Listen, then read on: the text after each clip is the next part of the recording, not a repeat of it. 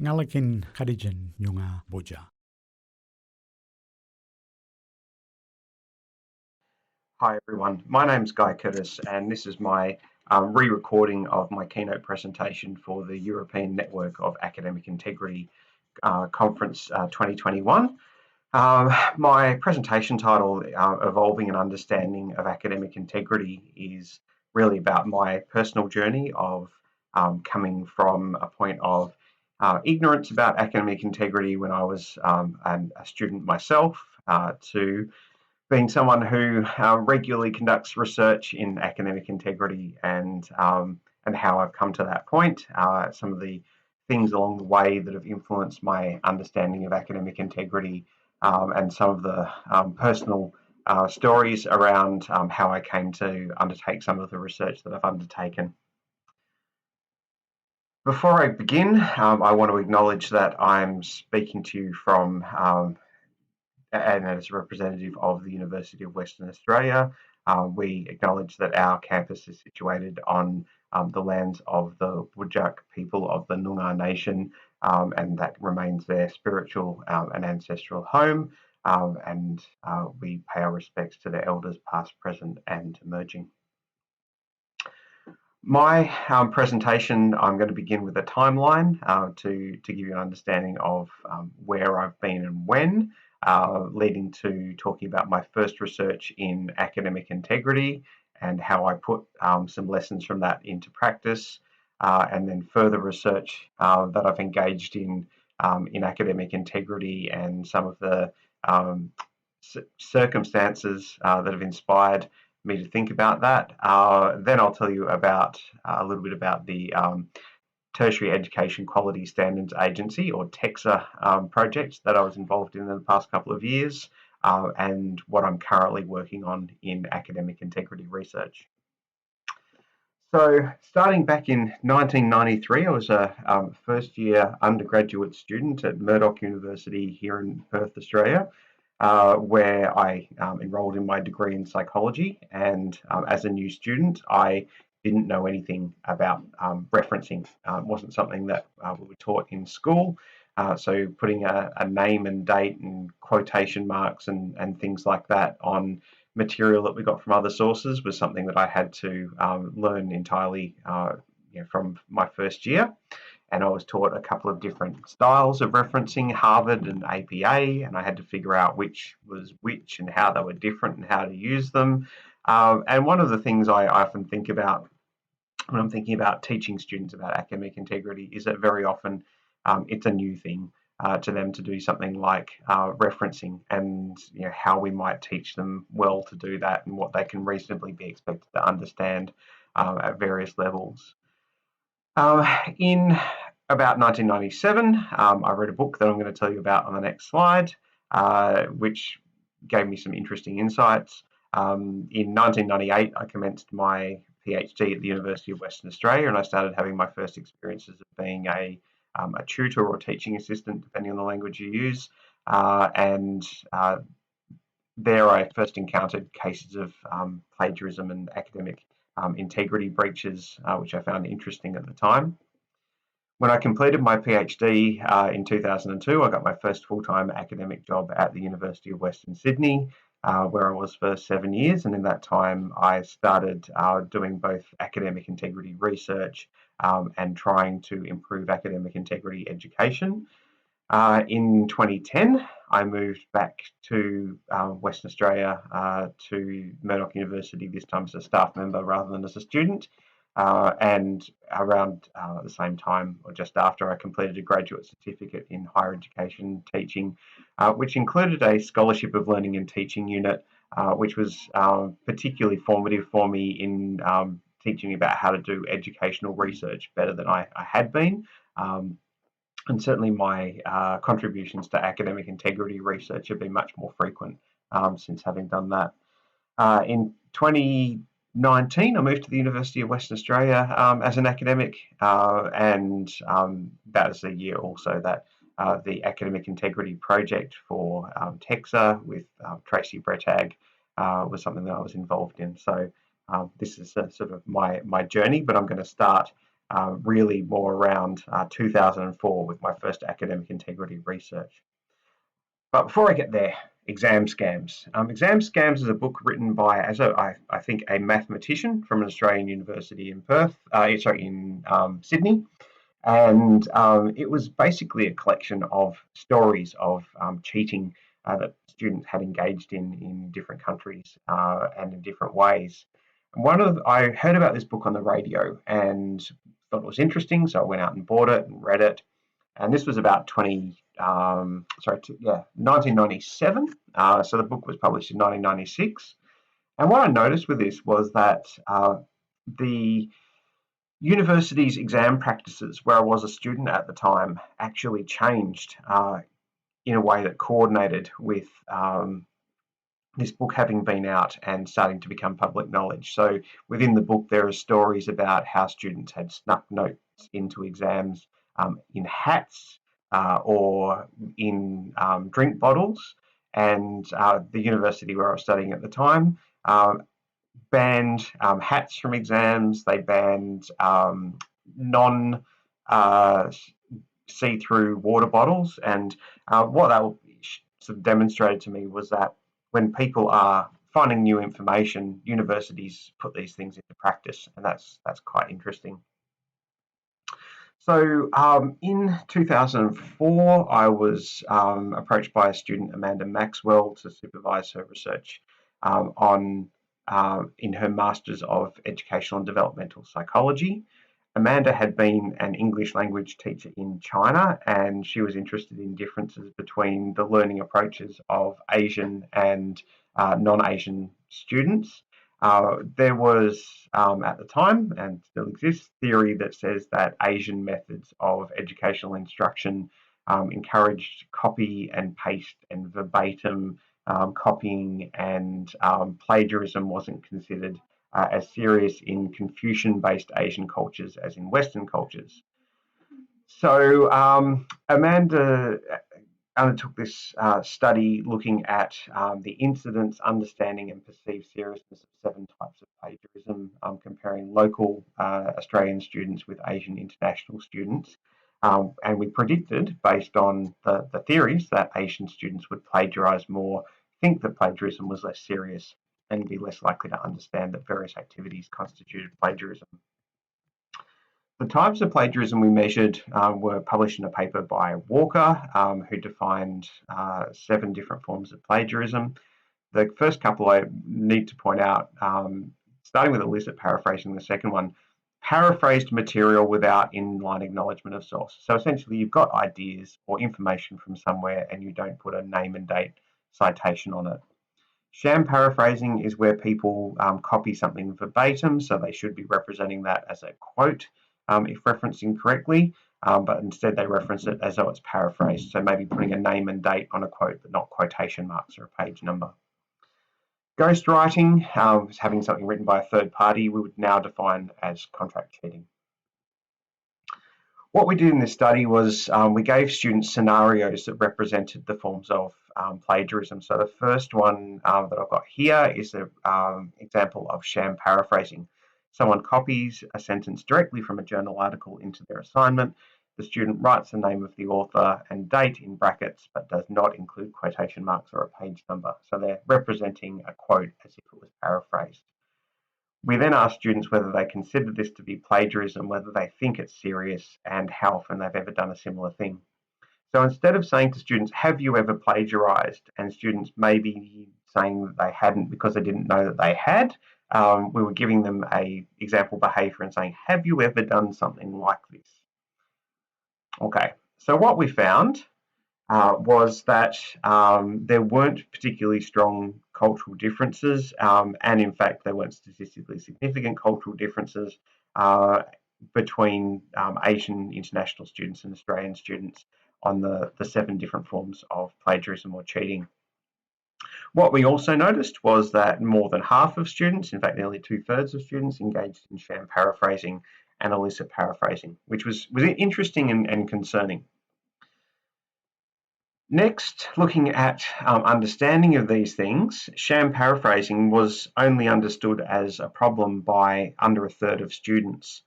In addition, illicit paraphrasing was understood by about 2/3 of students. The things that students weren't doing very much of, including verbatim copying, purloining, were very well understood.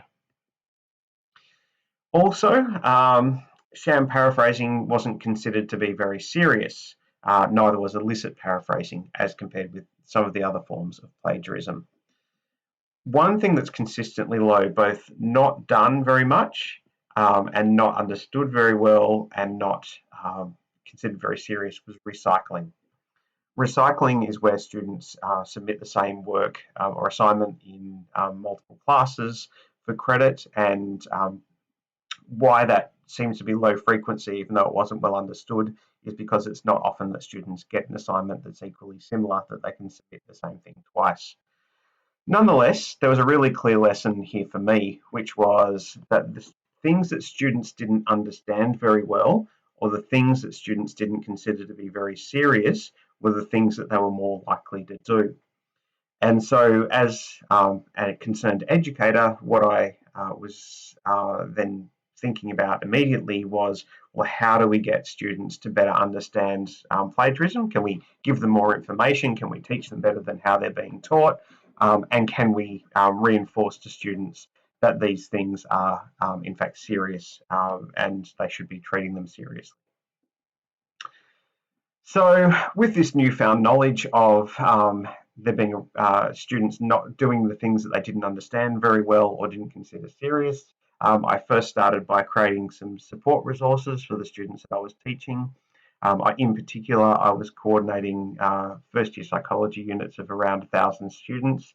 And so I provided an online resource that I called the Referencing and Plagiarism Frequently Asked Questions Guide, which gave definitions of plagiarism, talked about why plagiarism was important to avoid, and gave students information on how to reference properly.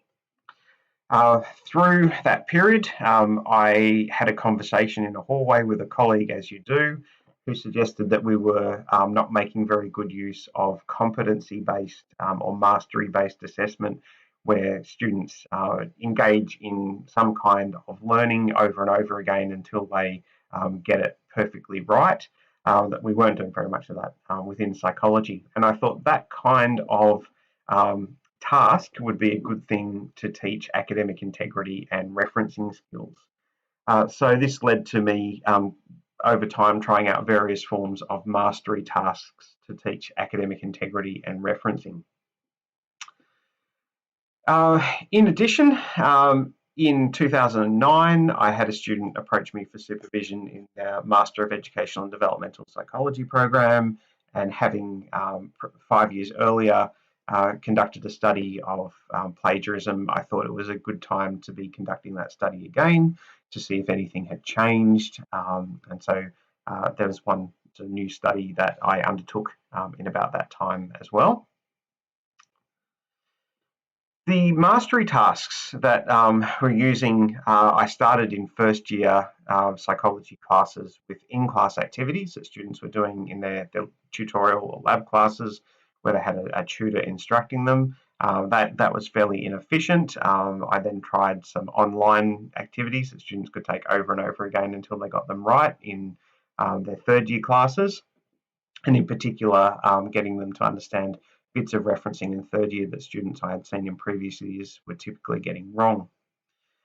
In that period, my friend Helen Clare had taken over first year teaching at the University of Western Sydney, and she had made mastery and competency-based modules for teaching referencing and academic integrity in a well-developed series online within the first year unit. And Helen then subsequently shared those with me when I moved to Murdoch University for me to include in first year teaching at Murdoch University in psychology, and we studied that to see if they were working. One of the early hints that they were working was when I was teaching students at Western Sydney University who had referenced particularly well in their assignment, and I mentioned this to them, and they said, yes, we all can reference really well because we did the referencing tasks in our first year. We found it really hard at the time, we didn't really like it at the time, but we can all reference. So when we implemented these at Murdoch University, which was about 2011, I got a measure of those 7 different forms of plagiarism in the previous surveys at the start of the year for the first year students, and then at the end of their first semester, after they had done the mastery tasks. And one of the things we found was that those who understood all 7 different forms of plagiarism had doubled from 25 to over 50%. That was really encouraging. The one thing that really dragged that down was recycling, and we realised later that we hadn't included teaching about recycling in those tasks. Also, the students who had undertaken the task in their first year showed a better overall understanding of academic integrity or forms of plagiarism than students who were second year students who hadn't undertaken that activity. So it seemed to be quite a good proof of concept that teaching students with mastery-based tasks, their academic integrity and referencing skills worked pretty well. In around 2013, I realised that it was coming up to another 5 years since I had last run a survey on academic integrity at Western Sydney University.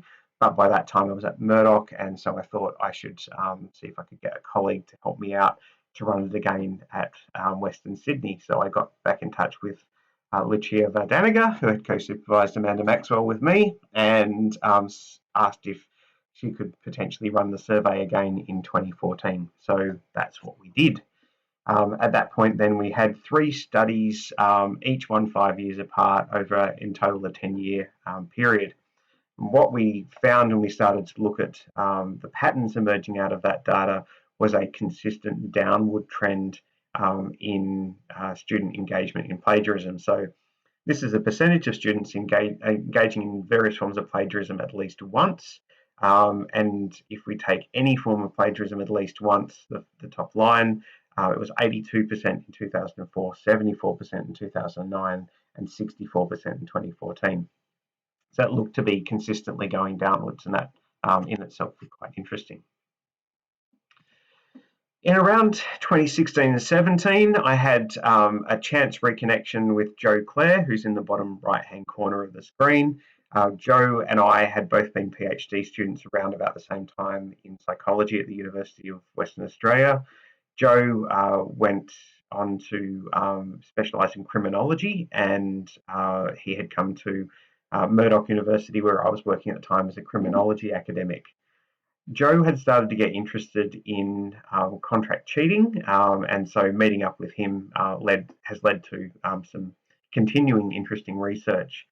Around about the same time, the man pictured in the top left-hand corner, Peter Jonassen, applied for a job at Murdoch University as well, and I started to become familiar with his psychology work on what's called the dark triad of personality, and additional work that he was doing, which I'll explain as we go a bit later on. Also around that same time, I happened to be reminded of a theory I was taught as an undergraduate about how attitudes and behaviour connect with each other, called the theory of planned behaviour. And the reason I was reminded was I agreed to review a paper for a journal where that theory was applied. And I started to think about how that theory could inform prediction of engagement in academic misconduct behaviours like plagiarism and cheating. So Clare had presented his work to a reading group that I was a part of on his work on contract cheating. And Jo said that essentially from a criminology perspective, most crime is committed by a small number of people, whereas most people don't engage in any form of crime. And he thought that serious unethical behaviour like contract cheating might be quite analogous to that, where people who do it tend to do it a lot, and people who don't do it tend not to do it at all. And he said, I think that's what happens, but I don't have the data. And I said, aha, well, I think I do have the data, because The survey I've used asks about ghostwriting in 2004, 9 and 14 by that point. Also asked people how frequently they've done it. Now, we only were ever looking at whether they'd done it at all. We didn't really look at that frequency measure, but when we did, what we found was that on average of the 3.5% of students who admitted engaging in contract cheating, most of them admitted to having done so more than once. So it did seem to fit that pattern that you see in serious unethical and criminal behaviour. The theory of planned behaviour had got me thinking about why students engage in plagiarism and cheating, and how we could apply that theory to predict that. So the theory of planned behaviour would say that attitudes, how you feel about a topic, perceived norms, so what you think is generally common behaviour, and perceived behavioural control, that is how much you think you can do something, will combine to predict our intentions, would predict our behaviour. Of course, at the time, because I was working a lot with Clare, I was starting to think about criminology theories as well, and the general theory of crime says that self-control, which is your ability to kind of stop yourself from doing things, is important to predicting unethical behaviour.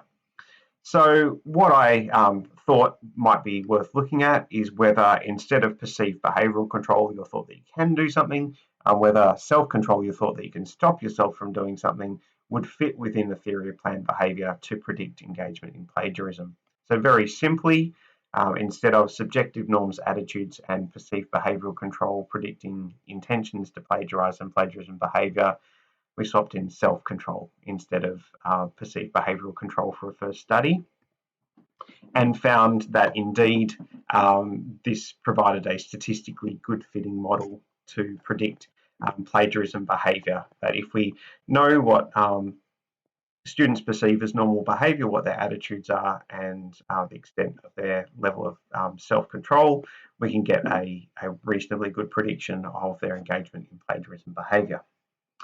A second study that's published in the same paper as this one, we looked at extending this work a little bit and looking at extending the predictors of plagiarism behaviour.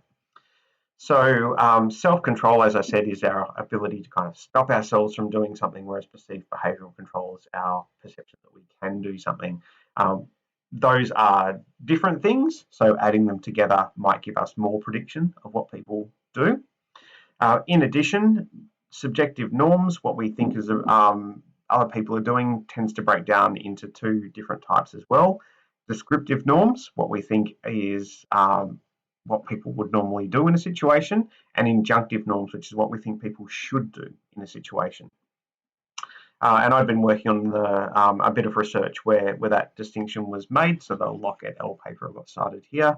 And so I was thinking about, well, can we make that distinction in predicting plagiarism behaviour? So the second study that's in one of my papers talks about, looked at whether descriptive norms, injunctive norms, attitude, self-control, and perceived behavioural control could predict intentions and therefore subsequently plagiarism behaviour.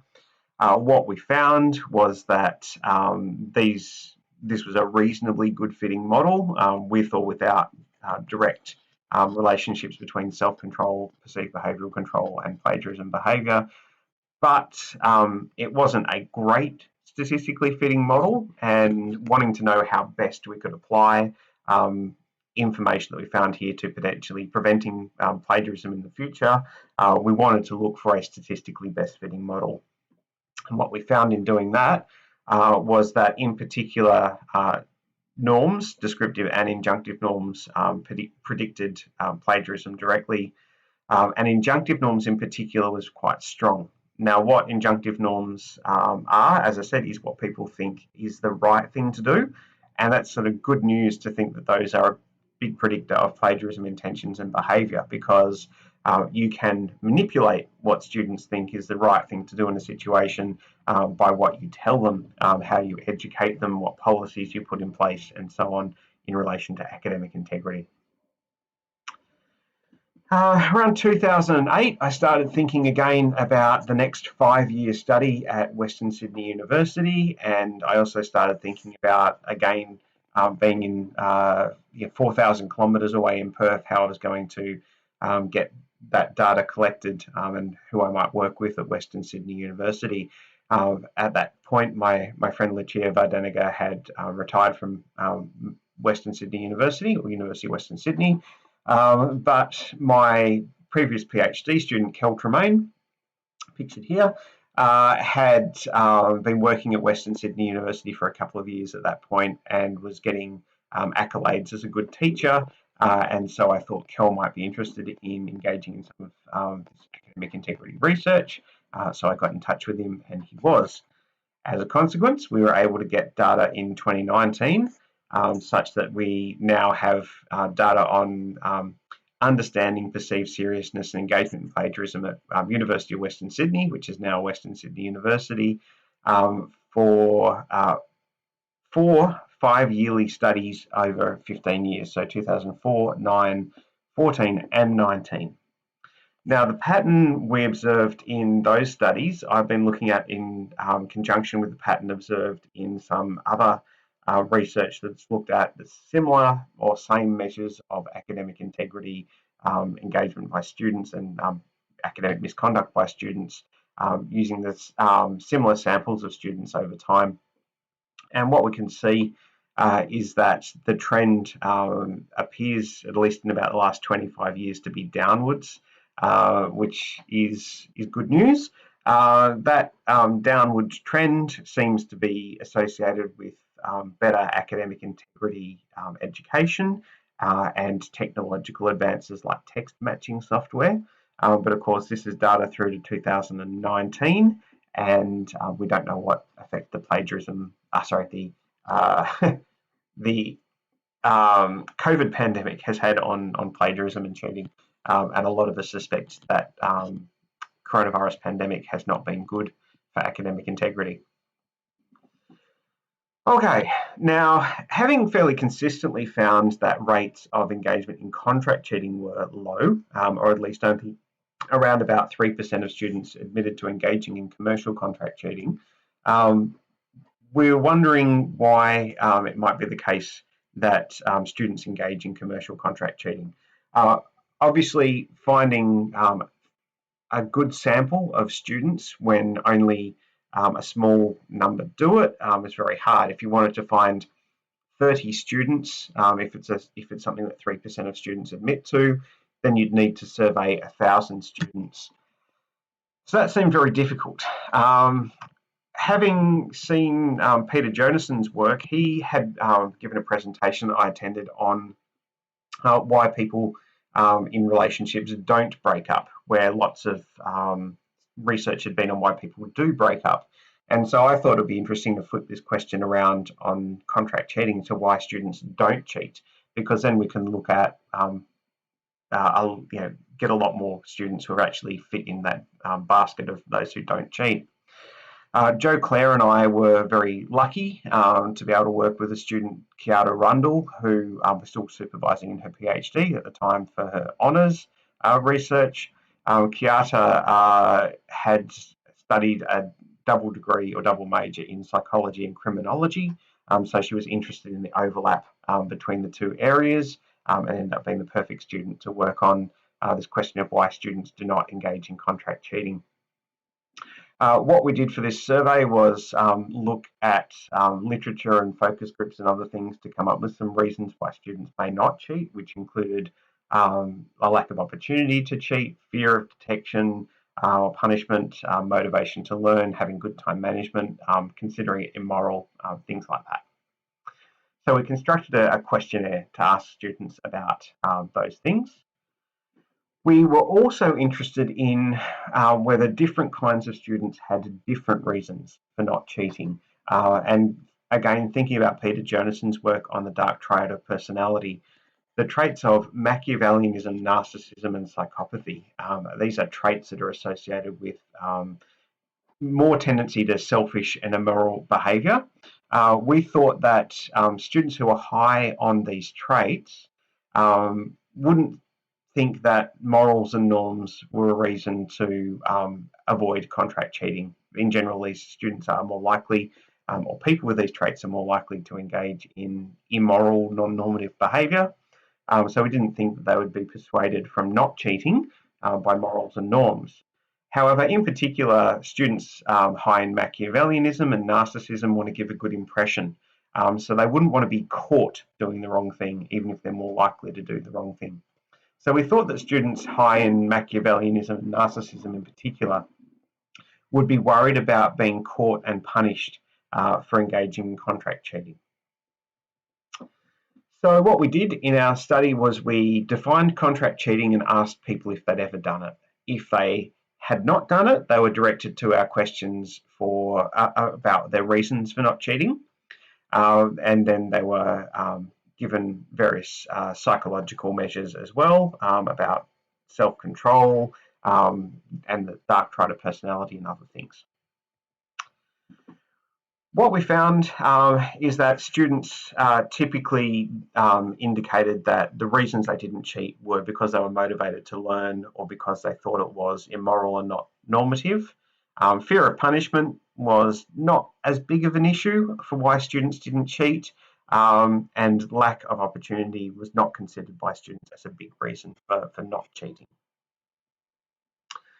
What we found consistent with what we predicted was that students high in Machiavellianism and psychopathy didn't particularly endorse morality and norms as their reasons for not cheating, but students high in Machiavellianism and narcissism did endorse fear of punishment and detection as a reason for not cheating. One of the things this says is that even though there's a constellation of personality types in the world, there are just some people who are more likely to cheat than not. There are still reasons why those people won't cheat, and knowing about them can be helpful. Okay, so the TEQSA Academic Integrity Project, the Tertiary Education Quality Standards Academic Integrity Agency project. I think how I came to be involved in this is worth telling you about, again, by way of how personal relationships and knowing people and things like that lead to thinking about things and doing things that we end up doing in our lives working in higher education. My student, Rundle, who'd done the research on why students don't engage in contract cheating, had gone and presented on that research at a conference. At that conference, she met Tracy Brettag and Rowena Harper, who had been working on a large survey of contract cheating in Australia. They were impressed with Kiara's skills, and so they thought that she would be good to have to help them with the data analysis on their research, and so she ended up doing some work with them. In addition to that, that gave Tracy a better idea of what I was doing, because she and I only knew each other from having read each other's work, not actually having met previously. So when this project came up to deliver workshops and create a toolkit for academic integrity in Australia, Tracy thought, well, I haven't worked with Guy before, and we need someone on the western side of Australia to do workshops over there. So she asked me to be part of this project, which we ended up winning the contract for, and it ended up being a whole bunch of fun. So what we did, we, with Christine Slade and Margot McNeil, created workshop content. We delivered that workshop in locations all over Australia. We got a bit of media attention. We created some new resources. We spoke to groups of academics and professional staff in universities all over the place. The bottom left-hand corner, there's me at the University of Western Australia doing the presentation for Western Australia. Top right-hand corner, we have Margot and Christine in New Zealand. And what we did as we did this project was look at whether it improved the participants' knowledge of academic integrity and, it improved participants' knowledge of academic integrity and their confidence in the academic integrity practices of their institutions. So we wrote up this paper in this study, which you can find if you're interested. But in general, what we found was the things that we were trying to tell people about in these workshops, they were more aware of by the end of the workshops, and their confidence in their institution's approach to academic integrity was a little bit better on some issues, but not all issues, as a result of participation in the workshops.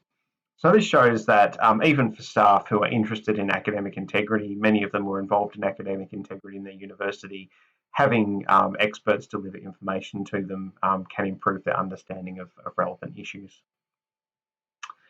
The Academic Integrity Toolkit, we were asked to include particular kinds of content by TEQSA. What we did was we looked at existing resources that we knew about to include. We created some new resources. We sourced some other resources from people, such as getting people to write case studies about their good practice. And then we made sure that we included information that people who had attended the workshops wanted to know about, and people who were engaged in academic integrity in Australia wanted to know about. All of this led to the TEQSA Academic Integrity Toolkit, which everyone is welcome to go and have a look at. There's some really useful resources in there that are welcome for that anyone around the world is welcome to use. So what I'm up to now is more in continuing research, where in many cases I'm looking at psychological issues related to academic integrity, whether it's negative emotions, the factors that predict plagiarism, that dark triad of personality and its relationship to academic integrity, but also some other things. So I'm now very much engaged in academic integrity research on lots of different topics. Some of these, a couple of these are published, a couple of these are submitted, and a couple of these are nearly completely written up and ready to go out to journals. So I'm hoping to have more interesting information about academic integrity to share with everyone in the sector and with an interest in this topic as we go forward. So this being a re-recording of my keynote, I don't have don't have questions, so I will just simply end there and say thank you for listening to the recording.